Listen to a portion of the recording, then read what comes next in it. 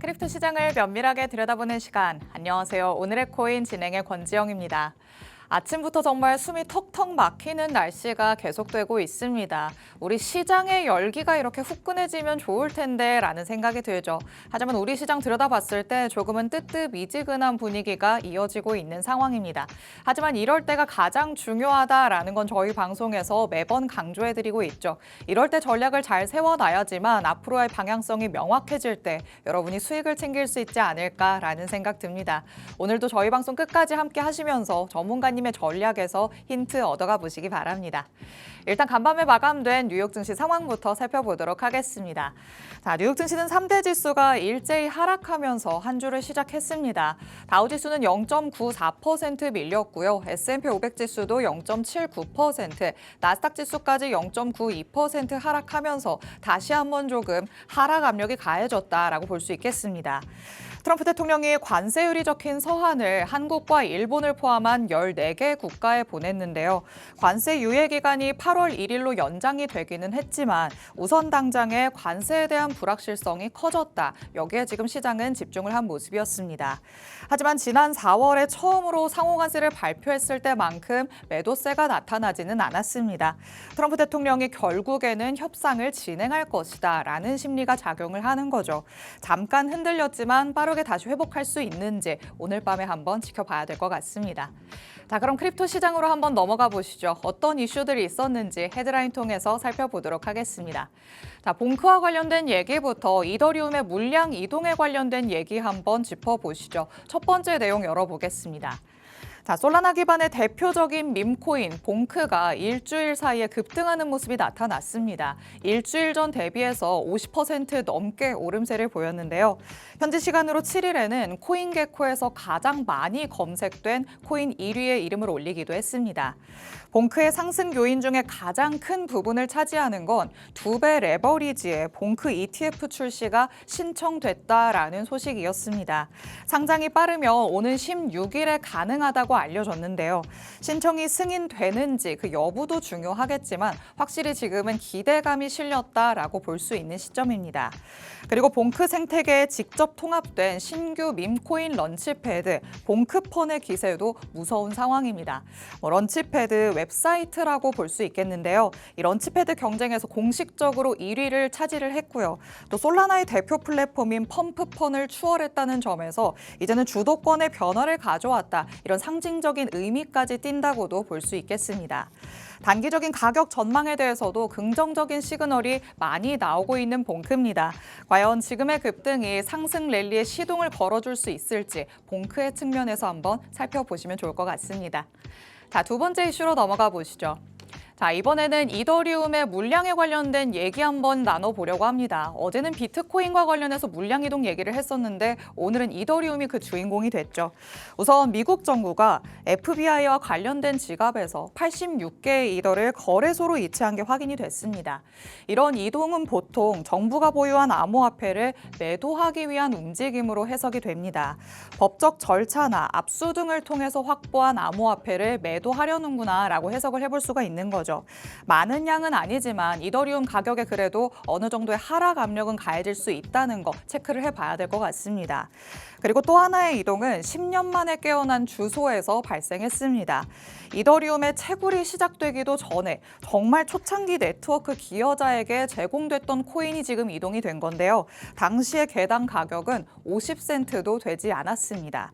지난 4월에도 이더리움의 고래가 대량의 이더리움을 매도하면서 엄청난 양의 수익을 챙겼던 바가 있습니다. 이번에도 과연 초기 보유자가 물량을 시장에 내놓게 될지 하락 압력으로 작용을 하게 될지 조금 더 이더리움의 관점에서도 지켜보는 게 좋을 것 같습니다. 자, 이렇게 살펴볼 수 있는 이슈 두 가지 만나봤습니다. 실시간 시장 분위기도 한번 확인해 보시죠. 자, 전일 이 시간 대비해서는 주요 코인들이 조금 내림세를 보여주고 있습니다. 비트코인 0.74% 하락하면서 10만 8천 달러대로 다시 내려온 모습이죠. 11만 달러를 돌파하나라는 생각이 들었었는데 다시 한번 저항을 맞고 밑으로 내려왔다라고 볼 수 있는 대목입니다. 이더리움도 마찬가지로 0.7%가량 하락하면서 현재는 2,500 $500 부근에서 움직임 보여주고 있고요. 그래도 잘 버텨주고 있는 건 XRP죠. 오히려 0.07% 상승하면서 현재 $2.26에서의 움직임 잘 가져가고 있는 모습입니다. 그래도 어젯밤까지만 해도 XRP는 더 올라가는 모습도 나왔었는데 그거보다는 조금 내려온 모습이죠. 그래도 앞으로의 방향성에 조금 더 긍정적인 전망이 실리고 있다는 거는 체크를 해볼 필요가 있어 보입니다. 하지만 솔라나는 1% 넘게 빠지고 있고요. 밈코인 단에서도 어제는 상승세가 나타났었는데 오늘 다시 하락세가 나오고 있습니다. 2%가량씩 밀리는 모습이 포착되고 있죠. 지금 시장 안에서 조금은 방향성 없이 무질서하게 흘러가는 모습입니다.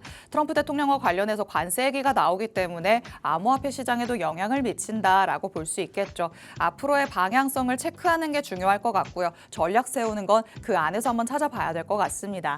저희 방송 통해서 전략 세워드리겠지만 방송은 55분까지만 진행될 예정입니다. 방송 끝나고 나서도 시장과 관련된 이슈들 계속 업데이트 받고 싶다라는 분들 위해서 하단에 QR코드 마련해뒀습니다. 이 QR코드 스캔해서 입장하시면 저희 방송 끝난 직후부터 전문가님의 전략 24시간 동안 받아가실 수 있습니다. 지금 바로 스캔해서 입장해 주시기 바랍니다. 자, 그럼 오늘 저와 함께할 전문가님 이제 모셔보도록 하겠습니다. 오늘 시문 전문가님 나오셨습니다. 전문가님 어서 오세요. 네, 반갑습니다. 인사부터 해주실게요. 네, 시청자 여러분 반갑습니다. 화요일의 전문가 신문입니다. 자, 시장이 많이 어렵고 그리고 여러분들이 참 답답해 하실 겁니다. 그리고 시장이 뭔가가 좀 꿈틀꿈틀 되는 듯한 그런 모습을 보이는데 이게 상승 쪽으로 가지 못하고 그냥 횡보하는 그런 흐름도 많고 그리고 최근에 급등하는 그런 코인들도 상당히 많습니다. 자, 급등하는 코인들 같은 경우에는 여러분 정말 조심하셔야 된다. 다시 한번 말씀드리면서 자, 오늘도 여러분에게 정말 알찬 정보 가지고 왔으니까 여러분 끝까지 시청해 주시면 되겠습니다. 네, 우리 시문 전문가님께서는 항상 기장님 복장으로 출연을 하시죠. 여러분의 길잡이가 돼주겠다라는 뜻인데요. 이렇게 시장의 방향성이 없을 때야말로 전문가님의 큰 틀에서의 전략을 잘 따라가 봐야 될 것 같습니다. 지금 시장이 계속해서 횡보하는 흐름, 그 안에서 특정 코인들만 선별적인 급등세를 보이고 있기 때문에 더더욱 주의를 요하는 시점이다라고 볼 수 있겠습니다. 전문가님은 시장을 큰 틀에서 어떻게 바라보시는지 같이 한번 얘기 들어보시죠. 자, 그렇다면 일단은 시장에 영향을 주는 이슈들 하나씩 짚어보도록 하겠습니다. 자, 어제는 또 일론 머스크와 관련된 얘기를 좀 해봤어요. 네. 새로운 당을 신설을 하겠다라고 하면서 도지코인도 좀 움직이는 모습이 나타났거든요. 근데 우선 여기에 대해서는 도지코인 관련해서는 조금 좀 생각을 좀 자제하시는 게 상당히 좋아 보입니다. 왜냐하면 지금 현재 그 머스크의 입장에서는 어떻게든지 예전에 대통령을 한번 만들어 봤었고 그리고 대통령과 같이 생활을 해봤었고 그리고 정치가 무엇인지를 지금 느꼈거든요. 그렇기 때문에 이제 보통 남자들 같은 경우에 돈이 좀 생기면 네. 명예욕도 좀 생기지 않습니까? 그렇죠. 그렇기 때문에 머스크 같은 경우는 이제는 명예욕이 좀 생기기 시작했다. 세계 최고의 부자잖아요. 네. 그렇기 때문에 명예욕이 생기기 시작했다. 그래서 머스크가 당을 창당하는 데 있어서는 조금 따라오는 사람들이 없을 것이다 이렇게 생각하는데 우선 가장 중요한 건 이겁니다. 어떤 당이 생기든지 어떤 단체가 생기든지 하면은 우선 제일 좀 가장 필요한 게 돈이잖아요. 그렇죠. 돈에 있어서는 머스크가 지원이 굉장히 잘 될 거기 때문에 아마 따라오는 사람들도 상당히 많을 것이다. 그래서 트럼프 대통령이 야 이것은 안 될 것이다 계속적으로 이야기를 해도 될 거라고 보고 있습니다. 확실히 뭔가 당을 신설하기 위해서는 엄청난 자본력이 필요하겠지만 머스크 자체가 사실 자본력이다라고도 볼 수 있는 네, 그렇죠. 인물이잖아요. 네. 조금 더 수월할 수도 있겠다라는 생각이 드는데 이와 관련해서 또 암호화폐 시장 안에서는 어떤 움직임을 좀 체크를 해볼 수가 있을까요? 우선 암호화폐 시장 관련해서는 지금 비트코인 관련해서는 우리가 계속적으로 봐야 된다고 그렇게 말씀드렸죠. 그래서 지금 머스크도 비트코인을 계속적으로 모으겠다 이런 네. 식으로 이야기를 했거든요. 그래서 제가 라스베가스 갔다 가서 여러분들에게 말씀을 드렸지만 비트코인 관련해서는 계속적으로 관심을 가지셔야 된다. 근데 비트코인 하나 사기 위해서는 1억 5천이 필요하잖아요. 그렇기 때문에 그 돈이 필요한데 내가 어떻게 비트코인을 살 수 있느냐 이렇게 생각하시는 분들이 있는데 네. 충분히 사실 수 있는 그 기회는 있습니다. 그래서 제가 오늘 방송 끝에서 네. 어떻게 기회를 잡을 수 있는지 그 부분에 대해서 좀 말씀을 좀 드리도록 하겠습니다. 좋습니다. 우리 암호화폐 시장 안에서는 사실 가장 먼저 비트코인을 봐야 되는 거겠죠. 특히나 지금 이제 막 투자를 시작하신 분들이라면 비트코인의 움직임부터 잘 체크를 하셔야 될 것 같은데요. 비트코인 그 비싼 걸 내가 어떻게 살 수 있지라는 생각이 드신다면 전문가님이 그 안에서 살 수 있는 방법을 알려주겠다라고 말씀을 하십니다. 잠시 후에 공개될 예정이니까 끝까지 함께 해주시고요. 그리고 계속해서 얘기 한번 나눠보도록 하겠습니다. 시장 안에서 어떤 부분 또 체크해 볼 수 있을까요? 우선은 앞서 말씀드렸듯이 비트코인은 지금 일론 머스크가 계속적으로 사겠다 이렇게 말을 하고 있고 네. 그다음에 마이크로 스트래티지, 스트래티지로 바뀌었죠. 스트래티지 같은 경우에도 비트코인이 잠시 멈추고 있긴 하지만 네. 계속적으로 매수하고 있는 그런 모습을 보이고 있고 그리고 우리나라에서도 이제는 비트코인을 어느 정도는 비축해야 되겠다 이런 식으로 좀 나가고 있잖아요. 네. 그렇기 때문에 비트코인은 어쩔 수 없는 대세다. 그리고 엊그저께 또 뭐 트럼프 대통령 장남과 차남이 또 이야기를 했습니다. 그래서 앞으로 그 비트코인이 한 몇 년, 한 4, 5년 후에는 거의 10억, 우리나라 돈은 10억 원이죠. 10억 원 정도 갈 수 있겠다 이런 식으로 이야기를 했기 때문에 네. 우선은 이렇습니다. 모든 암호화폐 시장이 이제는 뭐 알트코인이나 민코인보다도 비트코인으로 압축되고 있거든요. 맞아요. 그래서 어느 정도는 그 압축되는 그 시장에 맞춰서 우리가 발맞춰 가야 되지 여기서 너무 알트코인이나 민코인에 너무 연연해 하실 필요 없다. 이런 말씀 드릴게요. 보통 그 XRP 매수하고 계신 분들, 지금 네. 보유하고 계신 분들 같은 경우에는 XRP가 뭔지도 모르고 먼저 사신 분들이 있거든요. 그렇죠. 그리고 나서 XRP가 뭔지 찾아본단 말이에요. 그러면서 사랑에 빠지기 시작합니다. 아, 그래요? 그런 다음에 XRP가 빠지기 시작하면 왜 빠지지? 그러면서 여러 가지 영상들을 보시죠. 네. 거기에서는 계속적으로 매수해라 이런 이야기가 상당히 많이 나오고 있거든요. 네. 근데 여러분 진짜 내가 사랑에 빠져야 될 것은 그 XRP나 다른 코인들이 아닙니다. 분명히 내가 투자하고 있는 그 돈에 사랑에 빠져야 되거든요. 네. 그런데 그렇지 못하고 그냥 내가 투자하는 그러니까 주식시장이나 코인시장의 모든 것들이 제가 뭐 투자하는 거기에 사랑에 빠지게 되면 진짜 소중한 우리 돈을 잃을 수 있기 때문에 그런 부분들 좀 생각하시고 너무 사랑에 빠지지 마시고 지금 현재 어떤 식으로 좀 흘러가는지 네. 그런 부분을 좀 보시고 좀 발빠르게 좀 움직이시는 게 나의 그 소중한 자산을 지키고 또 수익을 좀 만드는 그런 뭐 흐름이 되지 않을까 이렇게 좀 보고 있습니다. 네, 그런 측면에서 봤을 때는 사실 비트코인을 가장 많이 조금씩이라도 담아가는 게 좋은 전략이 아닐까라는 생각이 드는데 이 마이클 세일러의 움직임을 조금 우리가 체크를 해보면 좋을 것 같아요. 계속해서 꾸준히 매수를 하고 있잖아요. 네. 지금이 고점이 아닌가라는 생각이 들어도 마이클 세일러는 계속 담고 있단 말이죠. 그럼 우리도 이 마이클 세일러를 조금씩 따라가는 것도 괜찮을까요? 우선은 따라가는 게 제일 좋다고 생각합니다. 왜냐하면 지금 그 이런 이야기가 나오고 있죠. 현지에서는 지금 마이클 셀러 가지고 있는 스트래티지 회사를 네. 국유화시키자 오. 이런 식으로까지 이야기가 나오고 있거든요. 네. 왜냐하면 비트코인 비축 자산이 어느 정도는 진행이 되는 데 있어서는 여러 가지로 법적인 문제라든지 이런 문제가 상당히 산재해 있기 때문에 네. 그리고 반대하는 여론들이 상당히 많잖아요. 그쵸. 그렇기 때문에 이게 제대로 진행이 되지 않고 있거든요. 근데 지금 스트래티지나 아니면 테더 같은 경우에는 계속적으로 진행을 시키고 있단 말이에요. 그래서 이런 부분을 어느 정도는 국유화시키는 게 좋지 않겠느냐 이런 이야기가 나오고 있는데 네. 원래 암호화폐가 발생할 때는 민간 주도직 중앙정부는 아니거든요. 그렇죠. 그래서 그런 취지는 좀 벗어나긴 하지만 그래도 지금 미국은 좀 다급한 것 같아요.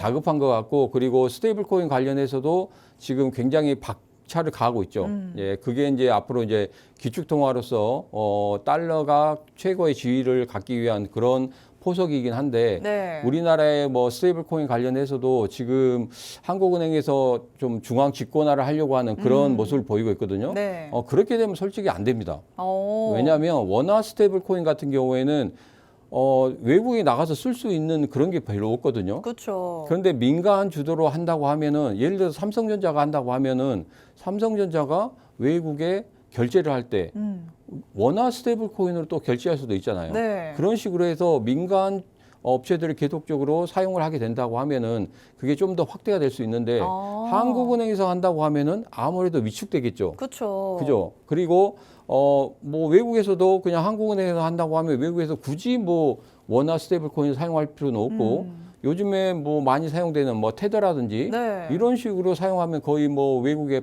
85%를 지배하고 있는데 그것을 사용하면 아무래도 좋겠죠. 그래서 지금 현재 우리나라 스테이블 코인 관련해서도 여러 가지 말들이 많이 오고 가고 있지만 네. 그런 부분에 대해서는 저는 뭐 한국은행에서 뭐 한다는 것은 좀 반대하는 그런 입장입니다. 아무래도 조금 중앙 집권화가 된다라는 거는 코인의 특성과는 조금 반하는 모습도 있기 때문에 네. 특히나 지금은 스테이블 코인 안에서는 달러가 또 대세잖아요. 그거를 거스르는 행동을 하게 되는 거기 때문에 조금 더 풀어지는 쪽으로 전략을 가져가야 되지 않을까라는 생각이 들기는 합니다. 맞습니다. 자, 마이클 세일러와 관련해서 비트코인의 이 매수 움직임 우리가 조금씩 따라가는 것도 괜찮을 것 같다라는 얘기까지 살펴봤습니다. 자, 그렇다면 지금 비트코인이 어느 시점에 와 있는지도 같이 한번 체크를 해봐야겠죠. 차트상의 흐름 한번 살펴보도록 하겠습니다. 자, 비트코인 계속해서 뭐 지난 밤에는 조금 내려가나 싶었더니 또 올라오고는 있는데 그 박스권 안에서 조금 움직이는 것 같은 느낌이에요. 우선은 제일 중요한 게 비트코인 관련해서는 지금 박스권으로 흘러가고 있고 그리고 추세는 하향 추세도 아니고 그냥 횡보 추세입니다. 네. 횡보 추세고 지금 현재 6월 23일 날 만들어냈던 저가가 10만 5천 달러거든요. 10만 5천 달러를 계속적으로 지켜주고 있는 그런 모습을 보이고 있고 네. 지금 이전에 고점 찍었던 그 부분을 이제 다시 한번 탈환을 하기 위한 그런 모습을 보이고 있기 때문에 비트코인 같은 경우에는 계속적으로 매수하고 있는 그런 움직임이 상당히 강합니다. 네. 그에 반면에서 지금 XRP 관련해서는 제가 항상 말씀드리는 게 있는데 XRP는 지금 하향 추세거든요. 그리고 지금 3,200원을 넘어서면은 분명히 좋은 흐름을 가질 수 있다 이렇게 말씀드렸는데 어제도 3,200원 돌파하지 못했죠. 네. 그리고 다시 밑으로 내려오잖아요. 맞아요.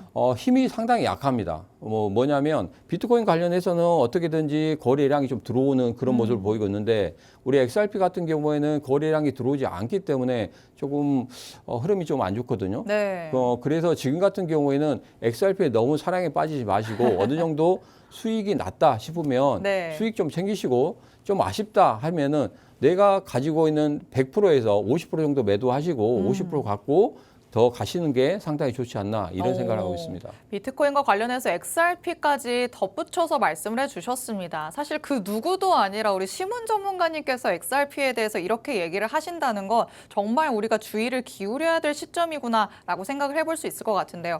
XRP 우리 전문가님께서는 항상 전망을 긍정적으로 바라봐 오셨는데 어느 순간부터 전문가님께서도 지금은 XRP 그렇게 가까이 할 때가 아닌 것 같다라는 말씀을 해주십니다. 그만큼 지금 XRP의 힘이 많이 약해졌다라고 볼 수 있겠죠. 거래량 자체가 많이 붙지 않고 있는 상황이다 보니까 이 저항선을 돌파해내지 못하는 모습 계속해서 포착되고 있습니다.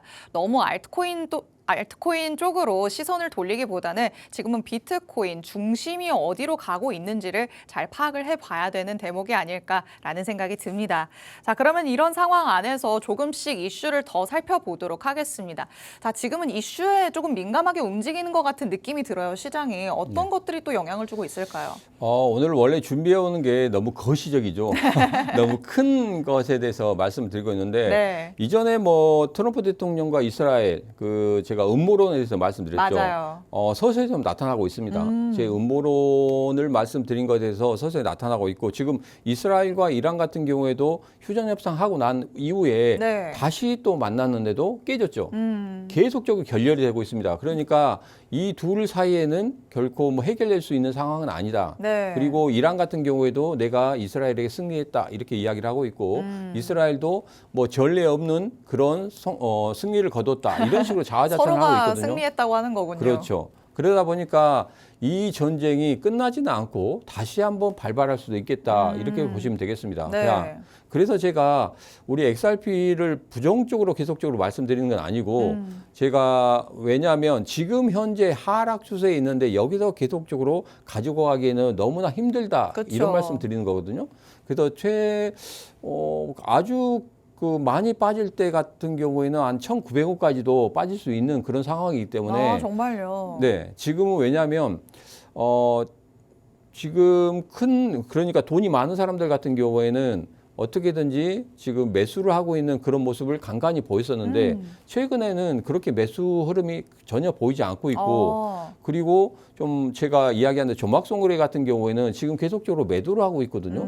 그래서 매도 추세가 상당히 강하게 되고 있고 지금 개인 투자자들도 그 매도에 따라서 계속적으로 매도하고 있는 그런 모습들이 상당히 강하게 나타나고 있습니다. 자, 그렇기 때문에 지금 같은 경우에는 조금 그 부분에 대해서 좀 피해야 될 때가 아닌가. 저는 그렇게 지금 보고 있기 때문에 XRP를 완전히 나쁘게 생각하는 건 아니고 지금 잠시 피해야 될 그런 시기다. 이렇게 보시면 되겠습니다. 네, XRP 뭐 나쁘게 볼 코인은 아니라는 거는 다들 알아들으셨을 것 같습니다. 사실 세상에 나쁜 코인은 하나도 없죠. 시기가 안 맞을 뿐인데요. XRP도 지금 시기가 딱 그렇다라고 보시면 되겠습니다. 지금 섣불리 접근을 했다가 특히나 신규 접근을 했다가는 기다림이 너무 길어질 수 있다는 얘기를 전문가님께서 해주고 있으신 겁니다. 기다림이 길어진다면 지칠 수밖에 없겠죠. 그렇다면 지금 상황에서 어떤 부분을 조금 더 우리가 포커스를 맞추면서 살펴봐야 되는지 전문가님 통해서 얘기 들어보시면 좋을 것 같습니다.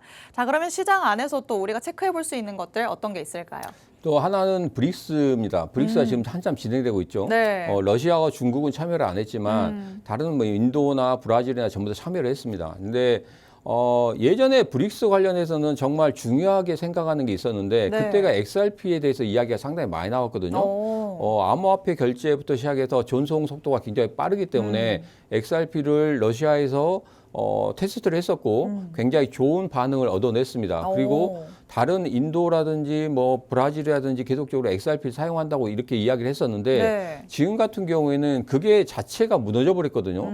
그래서 어떤 지금 암호화폐 이걸 진행하는 것도 지금 더디게 진행되고 있고 중국과 러시아 같은 경우에도 지금 국내 문제 때문에 지금 참여하지 못하는 경우도 있고 또 중국 시진핑 같은 경우에 특히 또 좀 안 좋죠, 지금 위치가. 그렇죠. 또 실각설까지도 나오고 있고 그렇기 때문에 지금 참여를 못한 것 같습니다. 그래서 브릭스가 지금 현재 그렇게 못한다고 하면 제가 예전에 그게 잘 된다고 했을 때 XRP가 크게 성장할 수 있다 이렇게 봤는데 XRP가 지금 이런 것들 때문에 조금은 더디게 좀 흘러가는 그런 부분도 있고 뭔가 상황이 도와주지도 않는 그런 시점이군요. 그렇죠. 그래서 제가 XRP에 대해서 말씀드리는 거고 그리고 트럼프 대통령이 브릭스에 대해서 굉장히 좀 견제를 하고 있는데 브릭스란 그 단체가 어마어마합니다.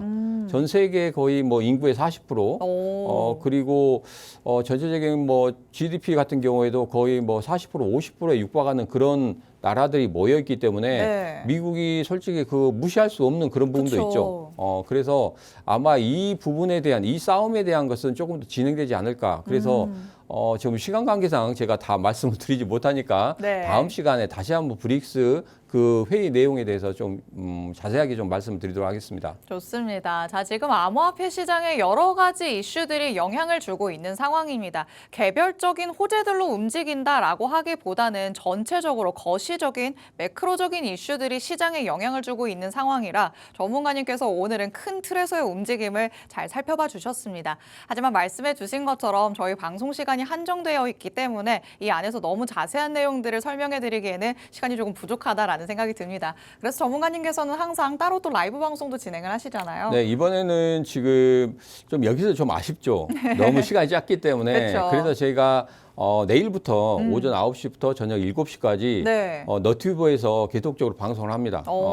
그래서 여기에서 얻지 못한 좀 아쉬운 내용들 거기에서 좀 풀어낼 수 있도록 그렇게 진행을 하도록 하겠습니다. 그리고 또 주말에는 특강도 따로 참여를 하지 않으실까요? 네, 주말에는 특강도 하는데 요즘에 특강 참여하시는 분들이 여러 가지로 많이 물어보시는 분들이 있어요. 그래서 그 특강에서 나온 내용들 다음 주에 좀 정리를 해서 그 부분에 대해서 여러분들이 좀 가려운 부분들을 좀 긁어드리도록 하겠습니다.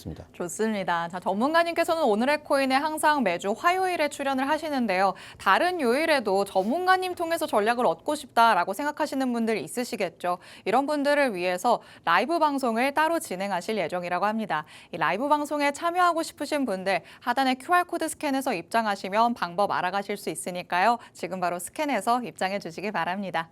오늘 저희가 준비한 내용은 여기까지입니다. 본 방송에서 제공해드리는 정보는 투자 판단에 대한 조언일 뿐 해당 자산의 가치 또는 상승 하락을 보장하진 않는다는 점 유의해 주시기 바랍니다.